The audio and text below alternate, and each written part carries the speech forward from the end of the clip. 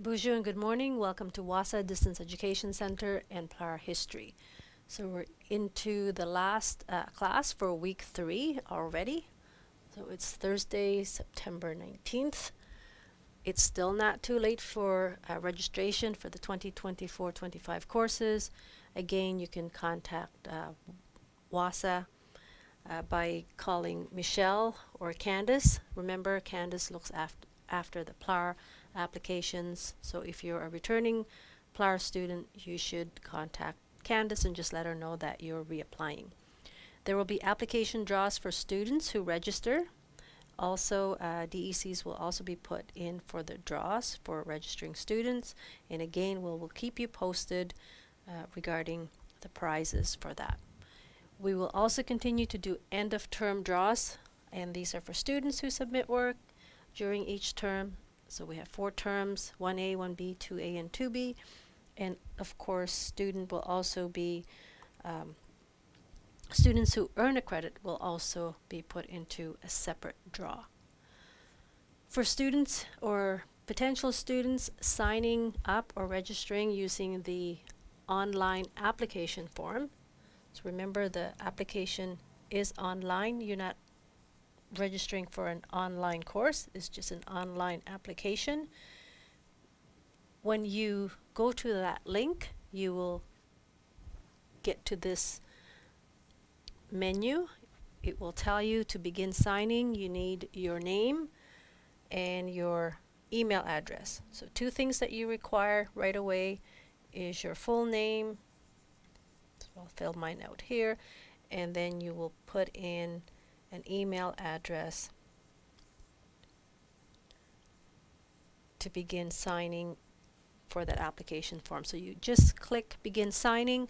Once you click that, this is what you will get. It'll say start. Notice the red boxes. That means you need to fill those out. The contact info, if you do not have a home phone number or a work phone number, put in the 10-digit. So put zeros instead of, again, if you don't have phone numbers. Or if you don't have your status card at the moment, again, put in 10 zeros in there. And that will still let you put your application through. Especially if you're just reapplying, we already have most of that information. Very important, make sure you have your signature, and then this is the last step. You click finish, and then it will tell you your application has been submitted. And that's fine if you want to contact us to find out if it has gone through.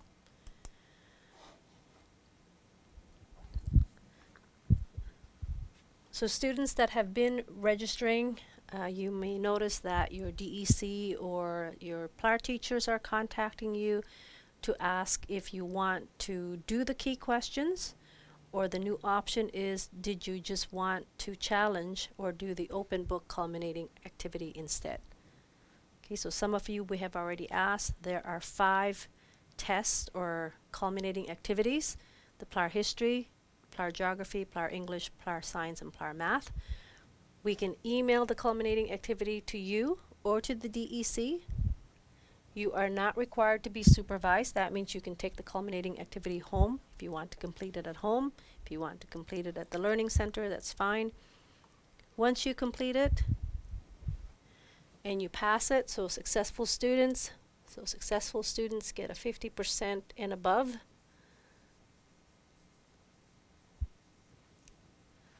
You will then receive your equivalent credits, and then you can go ahead and do the senior PLAR application form. Remember, that's just a form that you complete and you do, or you answer questions. I believe there are 10 questions there about your job experience or life experiences, and then you can move on to your senior credits.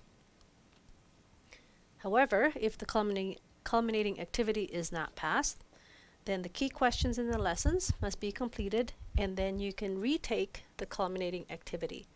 You are permitted several attempts to pass the culminating activity, and again, your DEC will be, if they have not so already, they will be telling you about the change for choosing whether to do the key questions or the culminating.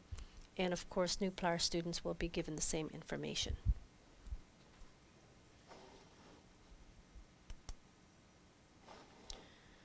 So if you choose to do the key questions, remember your PLAR packages, they're the same whether you apply through radio, through Zoom, or IL, and you can still continue where you left off, even if you have the 2023-24 version. So if you have started on that, you can still continue on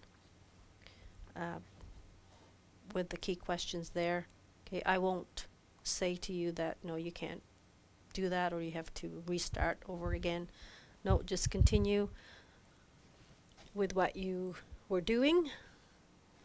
So there are 3 lessons for PLAR history, and you will notice as well that on the cover pages of the study guide and the lessons, the information is there for the WASA studio, the radio channel, the television, for Bell Express View, channel 972. Those are audio. My Zoom link, meeting ID, the passcode, everything is there that you need in order to get a hold of me or the office. Okay, so make sure you keep one of those cover pages handy if you want to get a hold of the office or myself.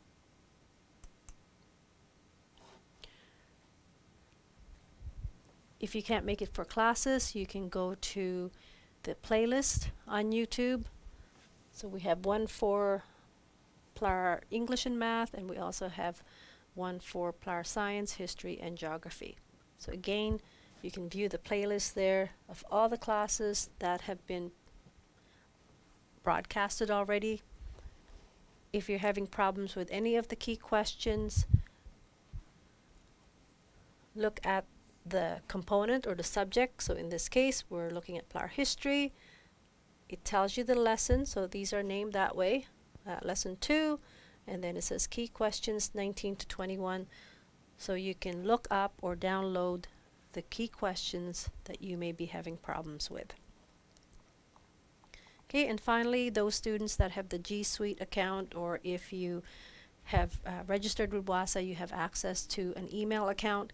If you forget your password, I can reset it. If you try to get in there and you can't get in, again, make sure that you sign out of all accounts. Some people already have Gmail accounts. You have to sign out in order to add another account. Or if you're trying to sign in and you're already in your other account, that's why it won't let you sign into it or log into it. So that's how you can double check to make sure that if your email is working or not. Again, if you are still having problems after trying all those steps, contact one of us. Submitting key questions and or the culminating, lots of ways to do it. You can just take a picture and send it through Facebook Messenger. That seems to be the popular option. So here's a picture that someone sent. They're culminating. Here's a scanned version of the culminating. And you can see that the only difference is that when you take a picture, you also take the background. It doesn't matter if that's the easiest way for you to do it that way. You can also email it to student work. Just make sure that you're CCing the teacher that's marking your work so we know that you have sent it. If you use Google Docs, you can share your document by clicking the share button. Notice that when you have your Google Docs open, the lock button is on, which means that it's private only to you. So when you click that, click share, then put in the email of the teacher that you want to share it with. You can still ask your DEC to scan or fax it for you, or you can drop it off at the WASA office. There's also the mailbox on the side entrance.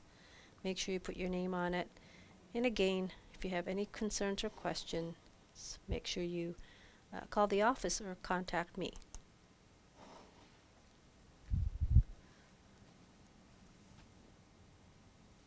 For this class, we will be looking at Lesson 2, which is the Second World War and after the war.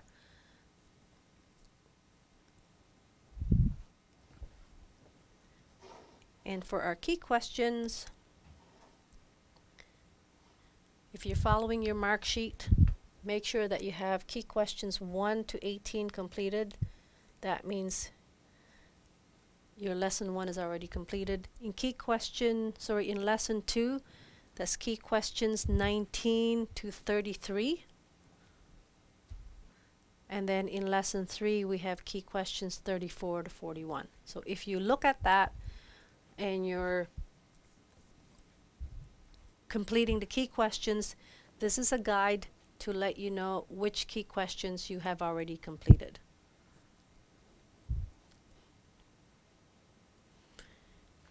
If you're not doing the key questions, then that means you have opted to do the culminating activity. Like I said, all you need to do is ask me for the culminating activity that you want to try. You need to get 50% and above in order to pass it.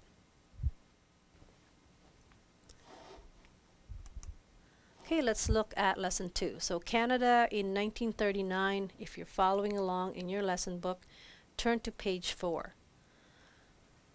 The learning goals, what you will learn in this lesson is that you will be able to describe Canada's role. That means what did Canada do or how did they take part during the Second World War. We will also look at identifying significant events for Indigenous peoples during the mid-20th century. And finally, you will be able to explain the historical importance of Quebec's Quiet Revolution.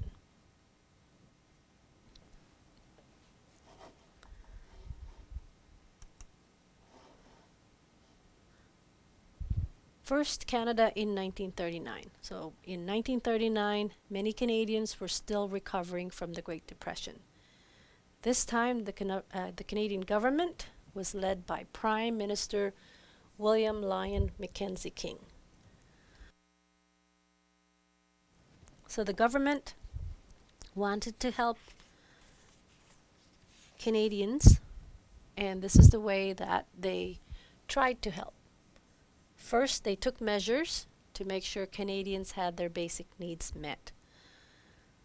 This is when they introduced the Unemployment Insurance Act. So that was in 1940. They also introduced the Family Allowance Act in 1944. So first, the Unemployment Insurance Act. This meant that people that were out of work were allowed to collect unemployment for a certain amount of time. However, that means that they had worked before they became unemployed. That's why it's called unemployment. First you were employed and then now you're unemployed, so now you can apply for unemployment based on this Unemployment Insurance Act. The Family Allowance Act, these are for families with children. They were allowed to receive what was called a baby bonus. And that would cover necessities like food, shelter, and clothing. Okay, so you can see a couple of pictures here. On the left is William Lyon Mackenzie King. And then on the right-hand side, you can see people are lined up collecting their unemployment insurance.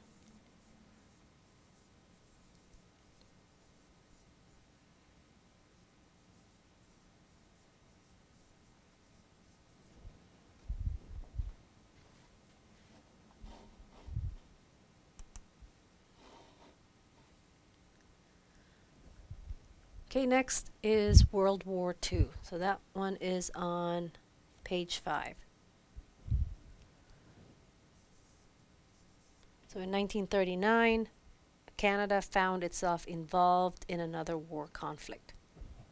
So let's look at how or why it happened. There are underlying causes of World War II. So World War II began September 1st, 1939 in Poland, and it ended September 2nd, 1945, and it ended in Germany. So the war lasted 6 years and 1 day. So some of the underlying causes, the first one we looked at in lesson 1 was the Treaty of Versailles. So that treaty, remembered, blamed Germany for the cause of the war. Well, the treaty was harsh on Germany. Okay, it was intended to make them powerless. They were the total blame for World War I. It reduced their military. They had to pay $33 billion for the cost of the war, and they also lost territory. So territories they acquired. But in reality, the treaty had the opposite effect. It gave Germans grievances that Hitler would attempt to solve. So they wanted to restore their national pride. Okay, the second underlying cause is the emergence of new countries after World War I. So after World War I, German people were living in new countries like Poland, Czechoslovakia, and Austria. So many Germans felt these countries should only belong to Germany. So remember, the war began when Germany invaded Poland, and their intention was to take it over and share the land with the Soviet Union. The French and the British armies guaranteed to support Poland if Germany attacked them. So Great Britain and France declared war on Germany on September 3rd. So you can see the difference between the emergence of the new countries after World War I. This is what Europe looked like on the left-hand side in 1914, and now this is what Europe looked like in 1919 to 1939.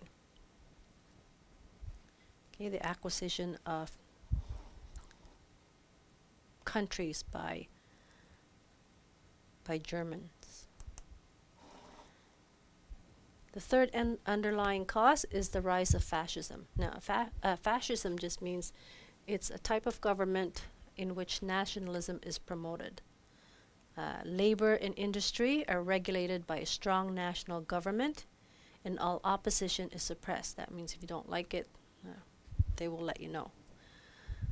A system of government, which is fascist government, flourished in Europe from the 1920s to the end of World War II. So Germany was under Adolf Hitler, Italy was under Mussolini, and Spain was under Franco. They were all fascist states. Okay, they were all governments led by a dictator who typically they ruled by force. They often violently suppressed opposition and criticism. They controlled all industry and commerce, and they promoted nationalism, and often they also promoted racism. So here's a picture of Benito Mussolini. Again, the Italians were led by him, and he was a fascist dictator.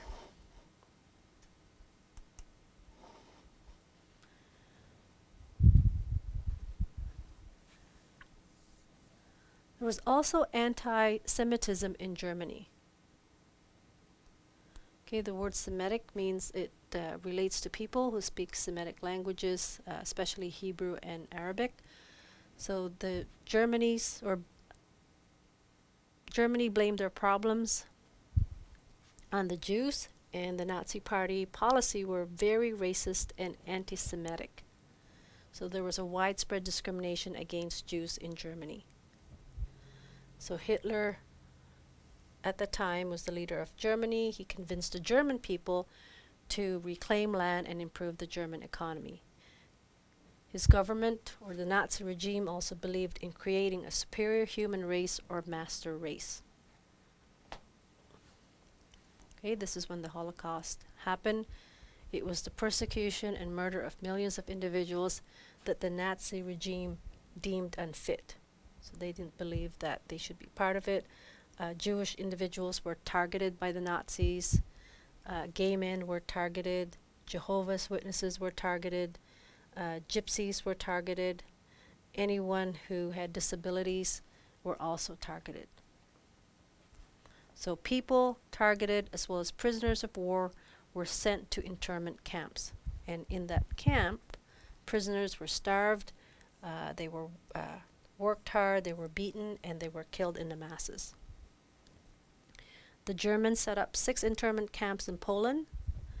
Auschwitz-Birkenau is one of the most well-known extermination camps.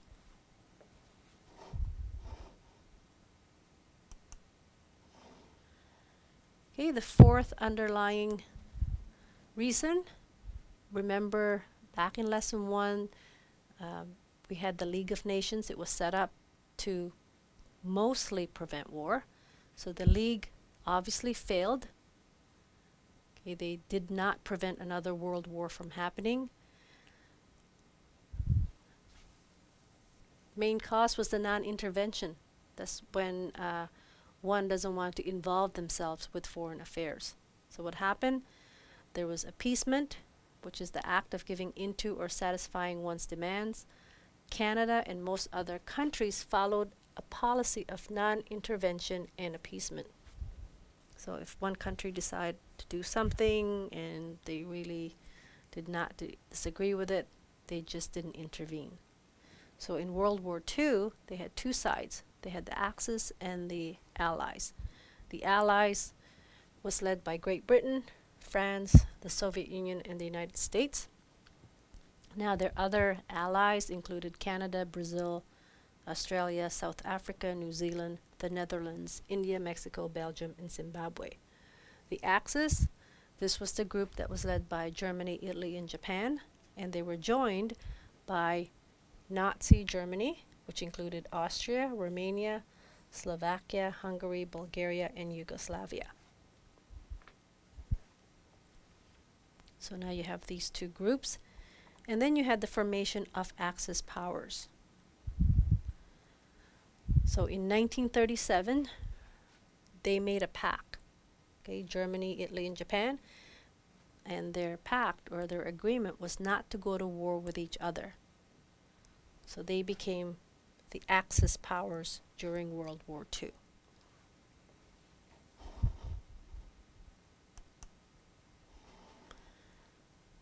Okay, the 6th underlying reason was the Soviet-Nazi non-aggression pact. So August 39, Stalin and Hitler, they agreed, hey, let's divide Poland between them. And then in March 1939, Germany took over Czechoslovakia.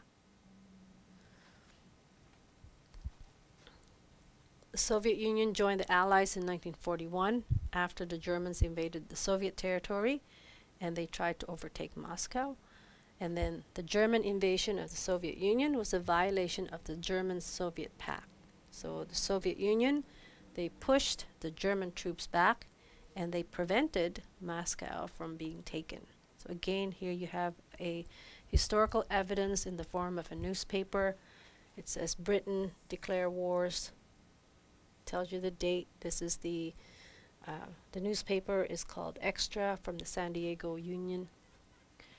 So in December 1941, Japan attacked the United States at Pearl Harbor, and the United States joined the war. So World War II is considered the biggest war still in global history because the war engaged over 30 countries. And like I said earlier, it lasted 6 years in total. And World War II affected nearly every region of the world.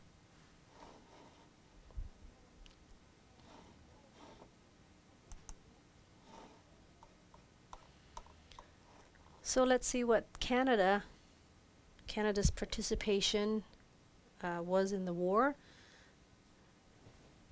So turn to page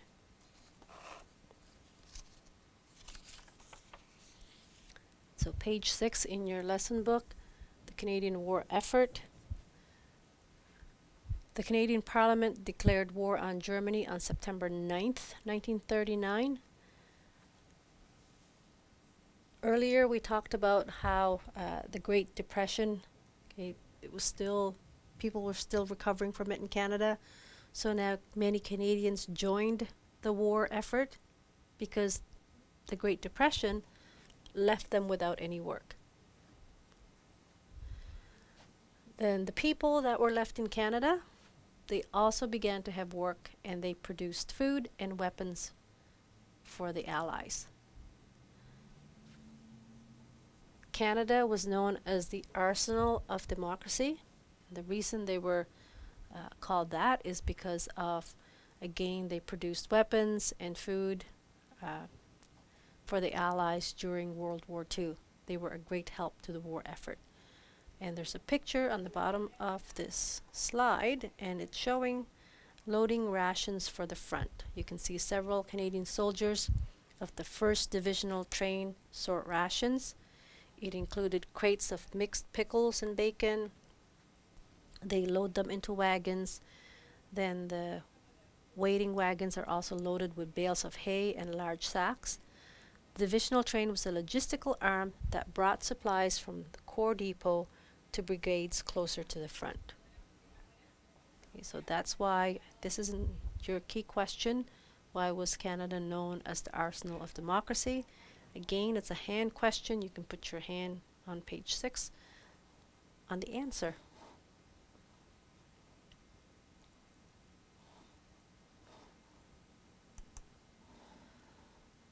Canada also had a commando training institution. Now, this training institution was known as Camp X. Well, it's not a secret base anymore. This was in or near Oshawa, Ontario. It was set up or established on December 6, 1941. So this Camp X was used to train secret agents, spies, and assassins to fight the Germans. The writer Ian Fleming, he based his James Bond character on things that he learned at this particular camp. So if you've ever watched some of the, or read some of the James Bond books or movies, okay, it was written by Ian Fleming.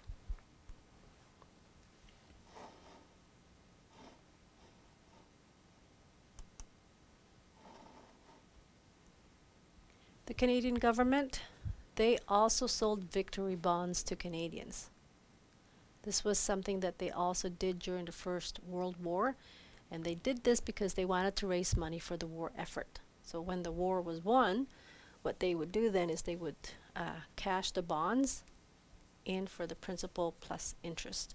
This was one of their ads. It says, "Pave the way to victory, buy victory bonds."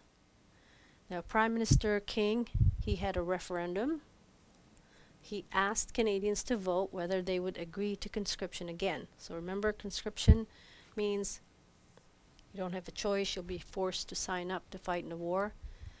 Many Canadians voted in favor. That means, yes, we'd like to sign up.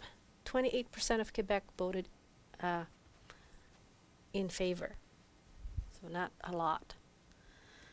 Even so, King wasn't forced to send men over until 1944. That's when the war was almost over, because many Canadians did volunteer to go, so he didn't have to make them sign up.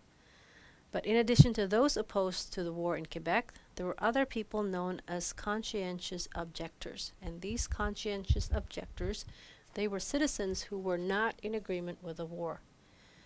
Okay, they refused to fight. And for two reasons. It's either for personal reason or due to religious reasons.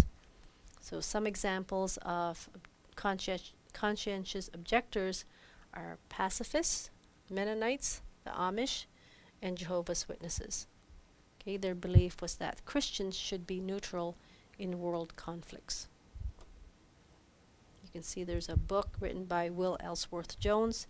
It's the untold story of World War I's conscientious objectors. It says, "We will not fight." We will try key questions 19 to 21. In your book, you also have a link to World War II. So you can check this out. It says World War II. There's a crash course, World History. It's on YouTube. also a link to the CBC digital archives about the Second World War. So again, these are very short videos if you want to check them out. Okay, let's look at key questions 19 to 21. When you send me the key questions, you can send me only pages 20 to 23 of lesson 2 for marking. That means you do not need to send me the lesson itself. Okay, you can keep that so you can use it to review for the culminating if you're going this route and doing the key questions. When you're answering questions, whether you're doing the culminating or the key questions, use the provided information, that means in your lessons, along with your own knowledge and experience. Remember, some of these are in your opinion or what do you think. I don't want you to use the internet or Wi-Fi to look up your answers. There is no need. You will come across support questions. And again, the support questions, these are for practice only. If you want to check how you did in answering the support questions, go right ahead. The answers are at the end of this lesson. But remember, you don't have to submit them to me for marking. Okay, let's try key question 19. And you know these are key questions because there's a set of keys right in front of where it says key questions. Key question 19, in order to ensure Canadians had their basic needs met, the Canadian government, led by Prime Minister W.L. Mackenzie King, took specific steps. You have to name 2 of these steps. So you can either write 1 and 2. So first find out what they were, and then I want you to describe them. So remember, there were 2 measures that he created or provided to families, okay, to provide finances to families, and I want you to describe their purpose. So we know he did the Unemployment Act.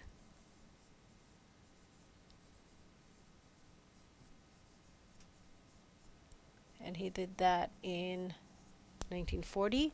And then you tell me the second one. And don't forget, you have to give a brief description of what it does or what it did. Key question 20. It says, why was Canada known as the arsenal of democracy? Okay, we talked about that already. You will receive full marks if you provide more details. Okay, instead of just saying, well, because Canada helped out, well, tell me how they helped out. Why were they called the arsenal of democracy? And don't start off with because. So Canada was known as,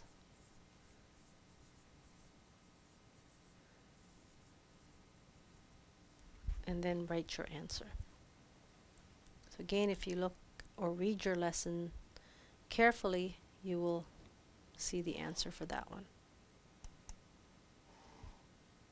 Okay, and finally, key question 21.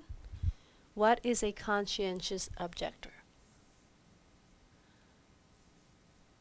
So just copy the word conscientious if you're not sure how to spell it.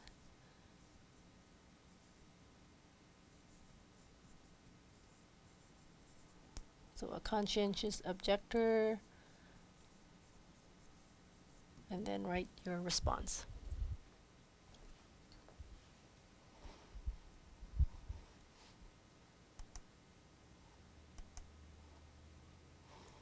Next up, or next topic, is the treatment of Japanese Canadians. Okay, remember we talked about the Axis powers. So during the war, Japan and Italy were also allied with Germany. So the Canadian government became suspicious that those living in Canada, so anyone who had Japanese, Italian, or German ancestry, the Canadian government felt that they would become spies for the opposing side. The most restriction, or extreme restriction, came to the Japanese Canadians when, in December 1941, Japan launched an attack against the United States at Pearl Harbor in Hawaii. Okay, because that happened, many felt Japan would cross the Pacific again and attack Canada or the United States. So anyone with Japanese ancestry that were living in Canada, okay, the Canadian government felt that they would become spies for the opposing side. So 350 Japanese aircraft sunk or badly damaged 18 U.S. naval vessels. That included 8 battleships, destroyed or damaged 300 U.S. aircraft, and it killed 2,403 men. So December 8th, 1941, the U.S. declared war on Japan. You can see an aerial view, that means it's taken from the air, of the U.S. Hawaiian Air Base at Wheeler Airfield. So you can see it's burning after the Japanese attack at Pearl Harbor. This photograph was actually taken by a Japanese bomber during the attack. Okay, it's historical evidence.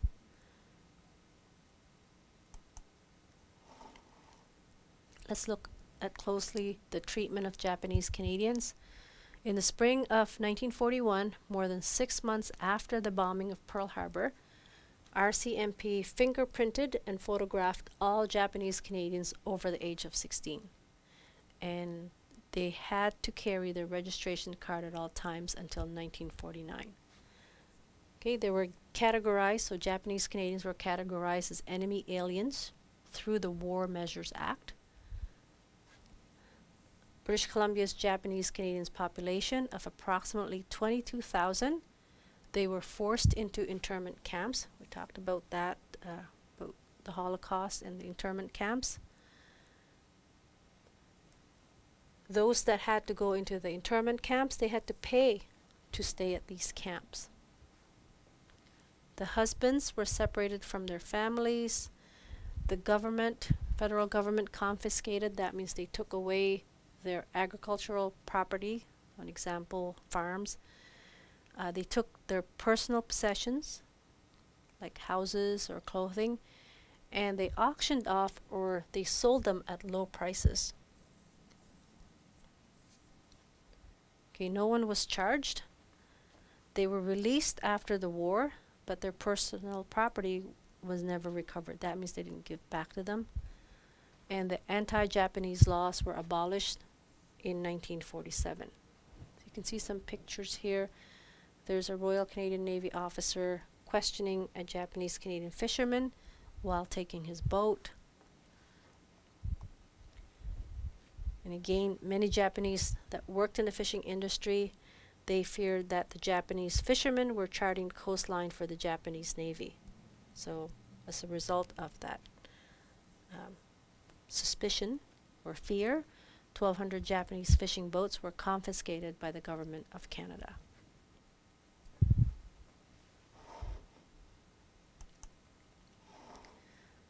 David Suzuki, he is one of Canada's most well-known Japanese Canadian. He was forcibly interned during World War II. He has openly discussed the lasting impact this experience had on him and his family. If you want to watch that, there's an NFB clip of him returning to the Slocan Valley. That's where he was interned at the age of 6.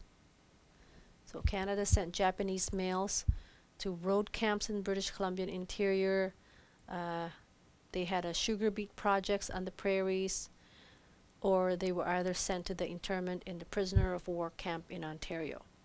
Women and children, they were moved to 6 towns in the interior of British Columbia, and then in these towns, the living conditions were desperately poor. Citizens of wartime Japan sent supplemental food shipments through the Red Cross.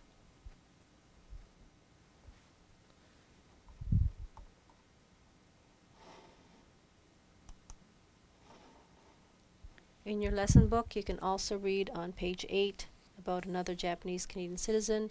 She's a writer. Her name is Joy Kagawa. She also wrote about her family and their experience in Canada following the bombing of Pearl Harbor. So if you look at the third paragraph in your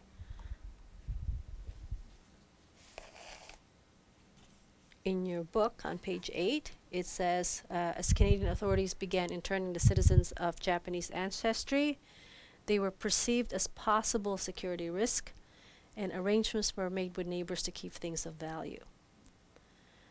The whole coast of British Columbia cleared of anyone of Japanese descent. Boats, radios, even cameras, they were all taken. People were fired from their jobs. Small businesses were closed down. Japanese Canadians were being put in the pool, and the pool was a hastily formed prison in the exhibition grounds in Hastings Park. Interestingly enough, while this was happening, the 23,000 Japanese Canadian residents of British Columbia, they were also volunteering for the Red Cross. They were buying war bonds and doing what they could to help defend Canada. So this is the notice that was posted. It says, notice to all Japanese persons and persons of Japanese racial origin. So it tells you where you can or can't go. It tells you which sections or areas were prohibited for Japanese people or people with Japanese racial origin. And here's one more. This was an interview by Melissa O'Neill with Pat Adachi. She was 21 years old when Japan bombed Pearl Harbor and war was declared. She said that people of the coastline in Vancouver Island were given less than 24 hours notice. They were removed from their homes and brought to Vancouver and put in the exhibition grounds. Some of them were even put in the animal stalls. And she said it didn't end there. Eventually they had to do something with all the Japanese, and they confiscated their properties. So every last thing, homes, farms, vehicles, radios, camera. She said her husband was sent to work as a foreman on the exhibition grounds, helping to maintain the grounds. And then in June 1942, they were moved out and sent to different ghost towns, which were abandoned mining hubs. She was with her mother and her sister. Her father had owned a rooming house, and they were still able to live there, but they were called in. They were put on dusty trains and moved out, and they didn't have any idea where they were going. At the end of the war, in 1945, the government extended the order in council to force the Japanese Canadians to go to Japan and lose their Canadian citizenship or move to Eastern Canada. And even though the war was over, it was illegal for Japanese Canadians to return to Vancouver until 1949. Public protests would eventually stop the deportations, but not before 4,000 Japanese left the country. And then new Japanese immigrants, they had restrictions. They were barred from entering Canada until 1967. Okay, let's try some key questions. Key questions 22 to 24. Okay, key question 22. It says, why did the Canadian government focus their attention on its Japanese citizens following the bombing of Pearl Harbor? So the key thing here is the Canadian government, and why were they focusing on the Japanese citizens after the bombing of Pearl Harbor? Okay, don't start off with because. You can say the Canadian government focused their attention on its Japanese citizens because. Key question 23, you are to describe the mistreatments. So mistreatment that Japanese Canadians endured. Give at least 3 examples. You can just write 1, 2, and 3 and describe the mistreatments. How were they treated following the bombing of Pearl Harbor. And then key question 24.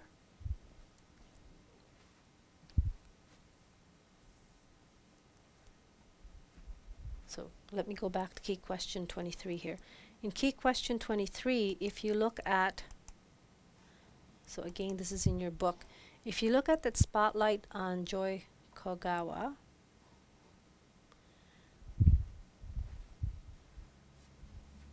and again on the third paragraph, you can see some of the mistreatments. And that's why I said to you that it's a hand question, because you can put your hand or your finger on the answer. So it says here, boats, radios, and even cameras were confiscated. So think about having your property and someone coming in to take them. So that's a mistreatment. Someone coming in to take what belongs to you. Here's another mistreatment. People were fired from their jobs. Small businesses were closed. Okay, that's another option for you to write. So there's a lot here. You just choose 3. Japanese Canadians were being put in the pool, so they were being put in a prison type area in the exhibition grounds in Hastings Park.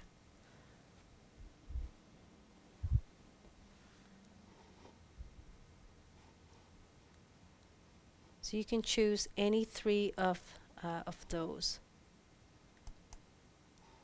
And then key question 24, it says, in your opinion. So that means, what do you think?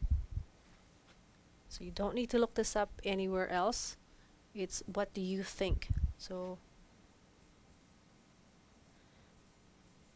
your opinion, your answer. So do you think that the treatment of Japanese Canadians during the war, was it justified? So do you think that it was right that they treated them that way? Or did you think it was wrong that they were treated that way?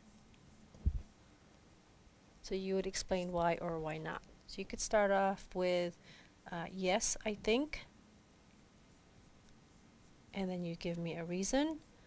Or you might say, no, I don't think.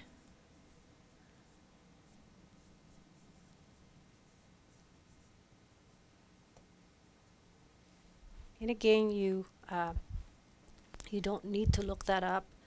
You just have to read the lesson, and then based on what you have read and what you think, you can provide the answer for that one. But don't just write down